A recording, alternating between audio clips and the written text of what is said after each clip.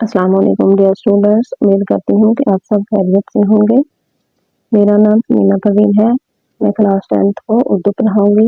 तो आज जो हमारा फर्स्ट लेक्चर है वो है मिर्ज़ा मोहम्मद सईद के बारे में, जिनके जो मुसन्निफ़ हैं उनका नाम शायद अहमद देलवी है।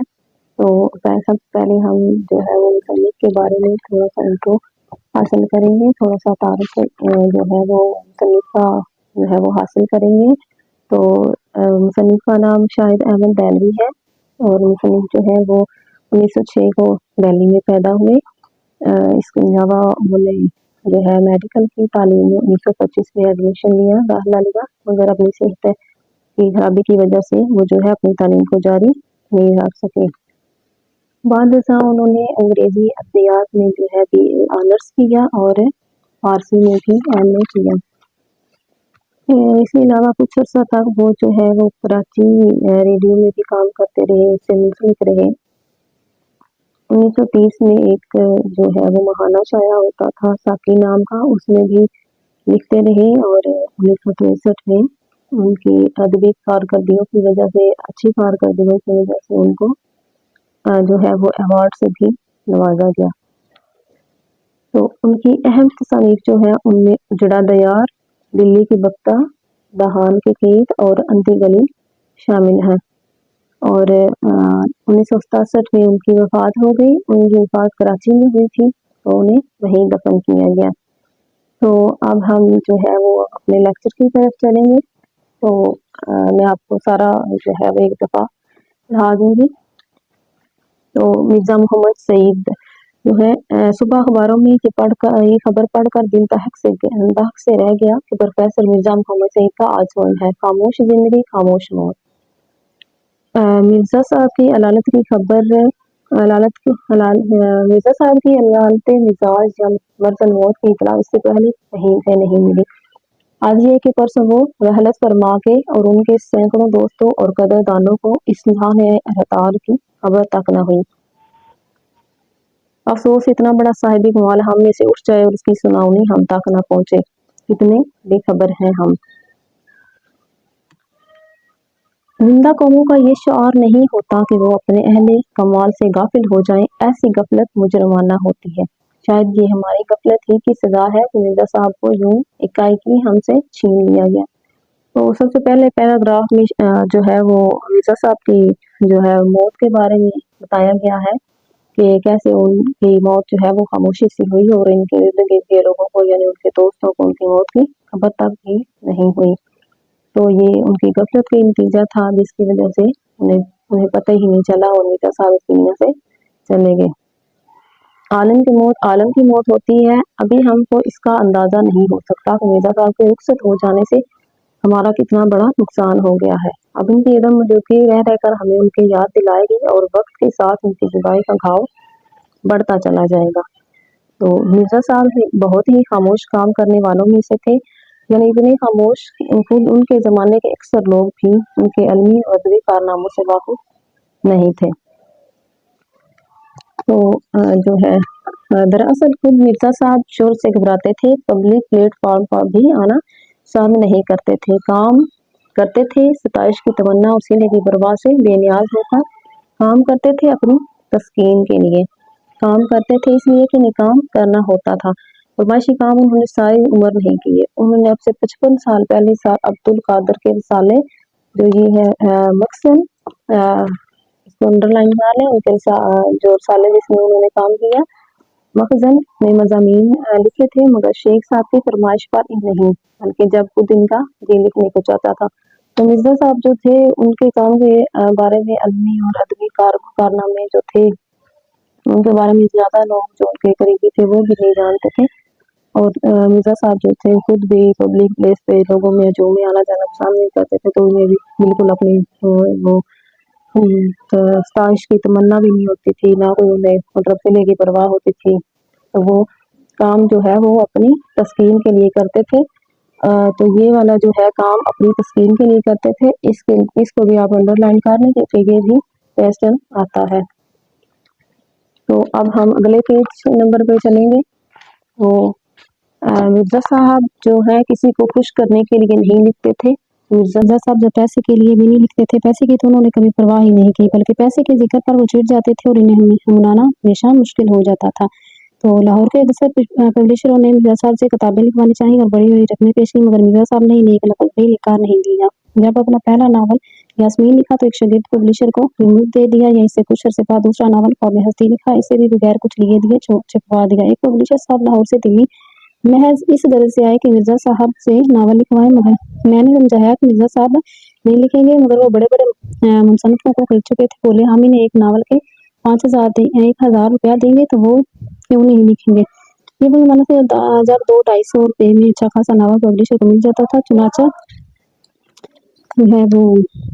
चुनाचा मुझे अपने साथ लेकर मिर्ज़ा साहब की खिदमत में हाजिर हुए। मैंने तारुफ कराया। मिर्ज़ा साहब का माथा ठनका। पब्लिशर ने छूटते ही नावल लिखने की फरमाइश की। मिर्ज़ा साहब बड़े ठंडे मिजाज के आदमी थे। बोले आप मेरे नावल में 5,000 देंगे, 10,000 देंगे, मुझे ये मंजूर नहीं। जो काम मैं कर रहा हूँ उसे छोड़कर आपके लिए नावल लिखूँ। 5-10 हज़ार की बात सुनकर पब्लिशर साहब की सीटी गुम होगी। 2-4 मिनट पहले बदल कर रुखसत चाहिए। मिर्ज़ा साहब इस ज़माने में बरकतुल आरा किताब नसब और बातनियत लिख रहे थे, जिसे मुकम्मल होने के बाद इनके दोस्त प्रोफेसर ताजूर नजीब आबादी उनसे ले गई और लाहौर से मुशाया हुई। मिर्ज़ा साहब का सिर्फ ये एक अलमी कारनामा, मगर ऐसा कारनामा कि उर्दू की 100 उम्दा किताबें छांटी जाएं तो इनमें से मज़हब और बातनियत को ज़रूर शरीक करना पड़ेगा।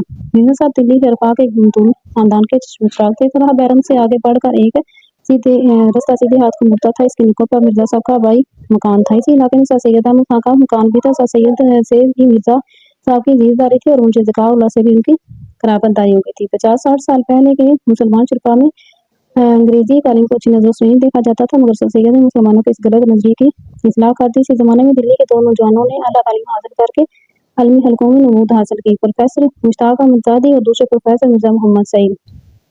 तो मिर्ज़ा साहब ने इस सदी के आगाज़ में लाहौर गवर्नमेंट कॉलेज से तालीम हासिल की। इनके उस्तादों में इल्लामा इकबाल भी शामिल थे, जिनमें से उनके मुखलिसाना तलक़ात हरदम तक कायम रहे। अंग्रेजी अदबियात में एम.ए. की सनद के बाद मिर्ज़ा साहब ने 1906 और साल में 2 साल अलीगढ़ में पढ़ाया और इसके बाद गवर्नमेंट कॉलेज लाहौर के में अंग्रेजी के प्रोफेसर हो गए। पंजाब के बेशतर जो आला उहदेदार मिर्ज़ा साहब के शागिर्द थे। पतरस और ताज ने जो है वो भी मिर्ज़ा साहब से इक्तिसाबे इल्म हासिल किया। बाद में पतरस खुद अंग्रेजी के प्रोफेसर जो थे हो गए थे, मगर अपनी गैर मामूली काबिलियत और सहानत के बावजूद मिर्ज़ा साहब की अहमियत के आगे अपने आप को हिच समझते थे। मैंने बारहा पतरस को मिर्ज़ा साहब की खिदमत में हाजिर होते देखा। पतरस को मैंने किसी और का इतना अदब एहतराम करते नहीं देखा, जहाँ तक कि वायसराय हिंद का भी। तो पतरस के सिलसिले में 2 एक दिलचस्प वाक़यात है याद आ गए। पतरस ऑल इंडिया रेडियो के डायरेक्टर जनरल हो गए थे, मगर पुराने दोस्तों से रस्म-ओ-राह में ज़रा भी फ़र्क ना आने पाया था। मिर्ज़ा साहब को उन्होंने किसी न किसी तरह आमादा कर लिया था। रेडियो से कभी-कभी नशर किया गया। 2 एक तकरीरों के बाद मिर्ज़ा साहब ने कॉन्ट्रैक्ट वापस करना शुरू कर दिया। शुदा बात पतरस तक पहुंची। हाज़िरों का वजह दरियाफ्त की। मिर्ज़ा साहब ने फरमाया, तुम्हें इस्लाह देने के बाद मुझे ये मंजूर नहीं कि तुम्हारे शागिर्द जो हैं वो मुझे इस्लाह दें। पतरस ने माजरत की, मगर मिर्ज़ा साहब आइंदा नशर करने के लिए आमादा नहीं हुए। अगले दिन दफ़्तर में क़यामत आ गई। पूरे स्टाफ को जमा करके उन्होंने ब्रॉडकास्टिंग की उसने खिलाफ पर एक तवील लेक्चर दिया। बात तो खुल ही गई थी। मिर्ज़ा साहब पतरस के उस्ताद हैं। ये बात जो है वो नहीं जानता था। हस्बे दस्तूर अपनी कार्रवाई दिखाने के लिए इनके मसूदे में से 1-2 फ़िक्रे जो है वो निकाल दी। इन फ़िक्रों का निकालना इस मौके से निकाले जाने का पेशखैमा हो गया। मिर्ज़ा साहब भागा मिर्ज़ा साहब की खिदमत में तो हाथ जोड़े माफ़ी मांगी। मिर्ज़ा साहब ना माने तो हज़रत मेरी नौकरी तो गई, बाल बच्चे भूखे मरेंगे और आपको दुआएं देंगे। मिर्ज़ा साहब कान खड़े हुए बोले, ये तो मैं नहीं चाहता था। इसने कहा, अगर आप ये नहीं चाहते तो इस कॉन्ट्रैक्ट पर दस्तखत कर दीजिए। मिर्ज़ा साहब ने फ़ौरन दस्तखत कर दिए। जंग के ज़माने में उसने इत्तेफाक से दिल्ली में लाहौर के अदीब, शायर रेडियो में या दूसरे सरकारी महफिल में जमा हो गए थे। पतरस की तहरीक पर एक महदूद अदबी हल्का कायम किया गया, जिसमें डॉक्टर तासीर और फैज़ अहमद फैज़, हामिद अली खां, हमीद अहमद खां, चिराग हसन हसरत, महमूद नज़ामी, गुलाम अब्बास, निसार अंसारी वगैरह शरीक किए गए थे। हर महीने का एक जलसा होता था, कभी पतरस के घर पर और कभी डॉक्टर तासीर के घर पर। इसमें एक मकाला किसी अदबी मौजू पर पढ़ाया जाता था और इस पर गुफ्तगू भी होती थी। तो जो है एक जलसे में महमूद नज़ामी जो है वो भी उन्होंने मकाला पढ़ा। इसमें मिर्ज़ा साहब भी तशरीफ लाए। डॉक्टर तासीर ने गुफ्तगू का आगाज़ किया। पतरस खामोश रहे। मिर्ज़ा साहब से दरख्वास्त की गई कि कुछ फरमाएं, तो मिर्ज़ा साहब बहस मुबासे को नापसंद करते थे। तो जो है वो बड़ी मोहतात राय देते थे। इसके बारे में अंदाज़ कुछ ऐसा होता था, नहीं ये बात तो नहीं, मगर खैर ऐसा भी होता है। पतरस को शोभी सूझी फैज को इशारा किया, मिर्जा साहब से ज़्यादा वाकिफ नहीं थे। बात काट कर फौरन शुरू हो गई। ये तो आपको मालूम ही होगा कि रूमी तहजीब यूनानी तहजीब के बाद उभरी। इतना तो इनका कहना और मिर्जा साहब का जलाल में आ जाना। जी हाँ, मैं ये जानता हूँ और ये भी जानता हूँ पुरानी तहजीबों की तारीख का एक दरिया था कि उमड़ा चला आता था। इस दिन मुझे भी अंदाजा हुआ कि मिर्जा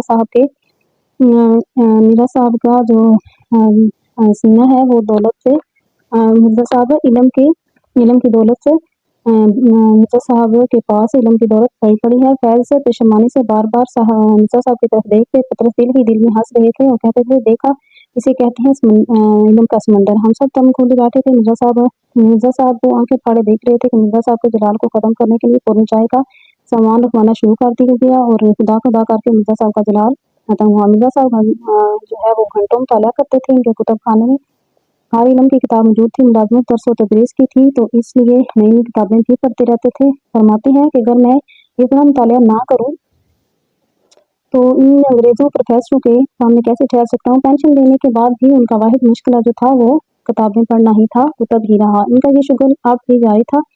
तो पेंशन पे जो पेंशन वगैरह मिलती थी उससे किताबें खरीदने में ही सर्फ कर देते थे। मिर्जा साहब की ज़िंदगी बड़ी सीधी सादी थी। क्रोकर या ठाठ से कभी नहीं रहे। घर की सवारी हमने उनके पास कभी नहीं देखी। ये थे कि मरीज थे, ज़्यादा पैदल चलते थे, सुबह ज़रूर टहलते थे, रात को जल्दी सो जाते थे। खेल तमाशे सिनेमा थिएटर कुछ नहीं देखते थे। खुदा के फजलो करम से घर का राम नहीं सकता। उनकी बेगम में अपनी ज़ौक़ रखती थी और इनके भी तो काफ़ी दो एक नावल जो है वो शाया हो चुके थे। उनकी औलाद भी आदतमंद थी। बीवी सलीका शुमार पेंशन इतनी कि बुढ़ापे में किसी की मुताजी नहीं। सादा लिबास, सादा रहन सहन, फिर एहतजाज हो तो किस बात का। कल्बे मुतमइन्ना की दौलत से माला माल थे। रेडियो पाकिस्तान कराची से 12 साल पहले एक प्रोग्राम दानिश अदा शुरू किया गया था जिसमें 4 दानिशवर बुलाए जाते थे और सुनने वालों को जवाब फिलबदिया दिया करते थे। मैं मेरे सवालात की खिदमत से अंजाम देता था। मैंने सोचा मिर्जा साहब अगर इस प्रोग्राम में शिरकत फरमाना मंजूर कर लें तो इस प्रोग्राम को 4 चांद ला दें। तो चुनाचा मैंने मिर्जा साहब की खिदमत में हाजिर अर्ज़े मुता सुनाया तो सुनकर मुतबस्सम हुए। फरमाया, आदमी शोहरत के लिए कोई काम करता है या दौलत के लिए, मुझे ना इसकी ज़रूरत है ना उसकी। मैंने कुदरी कार ली। मिर्जा साहब प्रेस से मसला हुआ। मिर्जा साहब बहुत कायदे करीमे के आदमी थे जो कह देते थे उससे फिरते नहीं थे। क़याम पाकिस्तान से पहले जब मुस्लिम लीग दौर मिर्जा साहब ने सियासत में भी हिस्सा लेना शुरू कर दिया और सूबाई मुस्लिम लीग के जो है वो सदर भी मुंतखब हुए और मुस्लिम लीग काउंसिल के मेंबर भी चुने गए। कराची यूनिवर्सिटी कायम हुई तो इसके मुशीर मुकर्रर हुए। जब पाकिस्तानी अदीबों का गिल्ड 1959 में यानी 1959 में बनाया गया तो मिर्जा साहब जो है वो मिर्जा साहब ने ही इसकी पहली सदारत की फरमाई।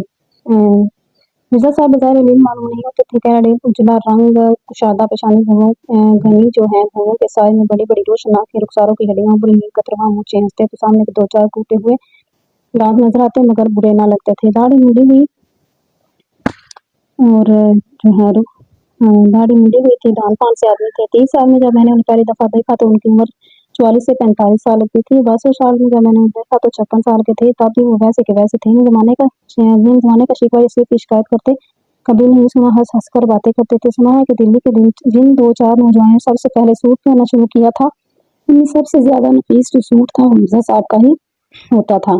मगर मैंने पिछले 32 साल में इन्हें हमेशा शेरवानी पहने ही देखा है। अंग्रेजी इनका होना बिछोना मगरूब बांटने के लिए कभी अंग्रेजी में बात नहीं करते थे बल्कि इनकी गुफ्तगू में अंग्रेजी के अल्फाज बिल्कुल नहीं आने पाते थे।